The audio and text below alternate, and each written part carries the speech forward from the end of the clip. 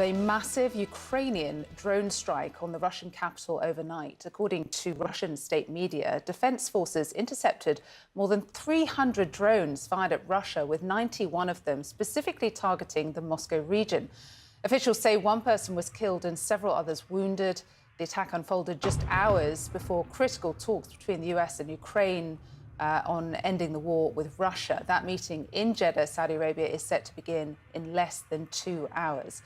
And it comes less than 2 weeks after the last US-Ukraine meeting at the White House ended quite badly. This time, Volodymyr Zelenskyy is not expected to take part in the actual talks with the US, but the Ukrainian president is in Saudi Arabia meeting with the Crown Prince.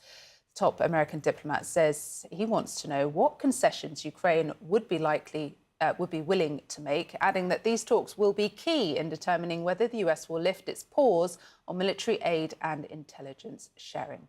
Well, CNN's Claire Sebastian's following all of these developments, joins me here now in London. Claire, let's get to that massive drone attack we saw images of there in Moscow overnight. I guess the timing of this, unlikely to have been a coincidence with these talks set to get underway in less than 2 hours. Yeah, Christina, look, we haven't officially heard anything from Ukraine on this very large barrage of drones, some 337 in total shot down in various different regions, 91 over the Moscow region, according to the Russian Defense Ministry. Ukraine hasn't said anything, but I think, as you say, timing is hardly coincidental, coming ahead of these critical talks in Saudi Arabia. It was a fairly disruptive, not to mention destructive attack, one death. It's pretty rare to see deaths from Ukrainian drone attacks as far away from the Ukrainian border as this. I think there's only ever been one other in Moscow, and that was last September.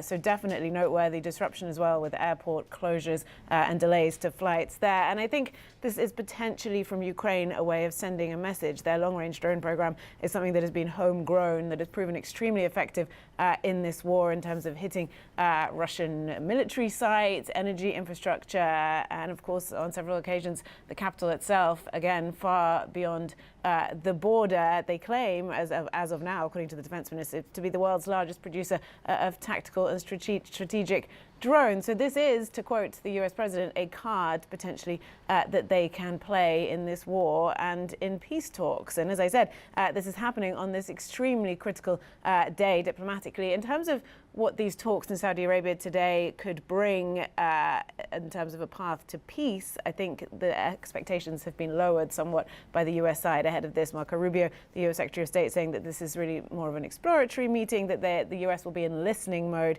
he said, and they're really just trying to figure out which concessions Ukraine will be willing to make, which they will then present to Russia. Incidentally, a source familiar with the matter has told CNN that Steve Witkoff, Trump's Middle East envoy, is expected in Russia later this week. We don't know as of yet who he will be meeting with. But in terms of this meeting today in Saudi Arabia, I think the first job for Ukraine is to repair the damage from that Oval Office meeting less than 2 weeks ago. Marco Rubio saying that potentially there could be a deliverable there when it comes to unpausing US aid. He said the meeting will be key, and if they come out and, quote, feel good about that, then potentially decisions would be made on that front. So it's a little nebulous what Ukraine is supposed to do, but I think the suggestion there is that they will have to continue with the sort of charm offensive as they try to repair that relationship and restore US aid. Breaking this morning, Russia accuses Ukraine of launching a massive drone attack on Moscow. Explosions seen rocking the city overnight.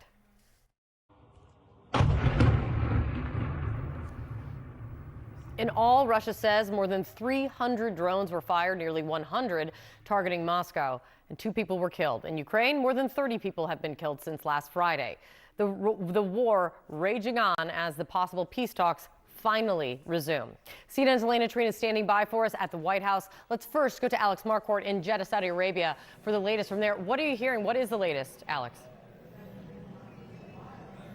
Well, Kate, this meeting has been underway for almost 2 hours now here at the Ritz-Carlton in Jeddah. They are behind closed doors. We have seen that video of the 2 delegations at that long table with Saudi officials at the head, Rubio and Waltz on one side, across from the Ukrainian delegation led by the Zelenskyy Chief of Staff, Andrei Yermak. The vibe from both sides is quite good after a week and a half of really tumultuous relations. But coming into this meeting, Secretary Rubio said that he is hopeful hopeful that it will go well, but it's clear that he wants to hear something from the Ukrainian side. He said that they are in listening mode. They want to hear what concessions the Ukrainians might be willing to give in order to achieve some kind of peace deal with the Russians. Now, a few of us reporters spoke with Andriy Yermak, Zelensky's chief of staff, ahead of this meeting. He declined to say what concessions specifically they could offer, but here's a little bit of what he did say. Now we think it's necessary to discuss the most important how to start this process, and we're very open. And we want to have very constructive, deep, friend partners conversation with our American partners. So the priority, Yermak is saying, is jump-starting this process. Kate, we should note the U.S. has not specified what concessions they are expecting the Russians to give. You talked about the military and intelligence aid that has been halted for Ukraine. Rubio is saying that this meeting is key to essentially getting that turned back on. And then we have this massive Ukrainian strike against Russia overnight, perhaps one of the biggest carried out by drones since this war began. More than 300 drones fired at Russia, certainly coming at a very symbolic time. Presumably, Kate, whatever comes out of this meeting between the U.S. and Ukraine will be communicated to the Russians as the U.S. tries to bring Ukraine and Russia closer together. And we have just learned late last night that Steve Witkoff, who is the Middle East envoy but very much involved in these talks, should be going to Russia later this week and could be meeting with Vladimir Putin. Kate?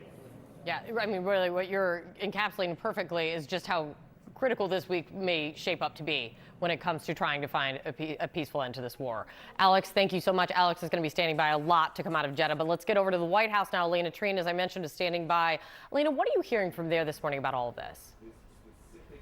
Well, look, Kate, I think this meeting today is as much about trying to get the relations between the United States and Ukraine back on track after that, acrimonious Oval Office meeting about a week and a half ago now, as it is about trying to find really an off-ramp to this war and beginning in earnest the peace talks with Ukraine and Russia to find an end to this. But look, when I talk to White House officials, Trump administration officials, repeatedly what comes up in my conversations is they want specifics from the Ukrainians and Zelenskyy about what they are willing, as Alex laid out, to concede on. And that's really going to be, I think, a crucial part of this meeting today. When I spoke with one White House official, they told me that they're looking for Ukraine to commit to what they characterized as, quote, concrete deliverables for this peace process. And I've also spoke about this directly with National Security Advisor Michael Waltz. He has repeatedly said he needs to see some real specific action, specific things laid out by the Ukrainians for them to feel comfortable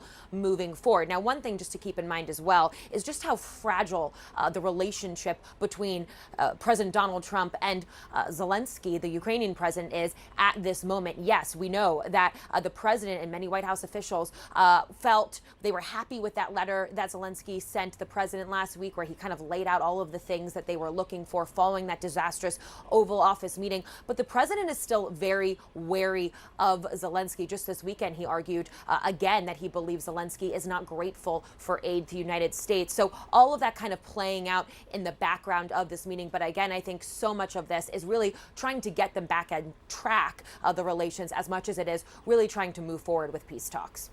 Kate? Absolutely, Elena. Thank you so much. Just as the war rages on, thank you very much. Elena Treen is going to watch this closely from the White House for us.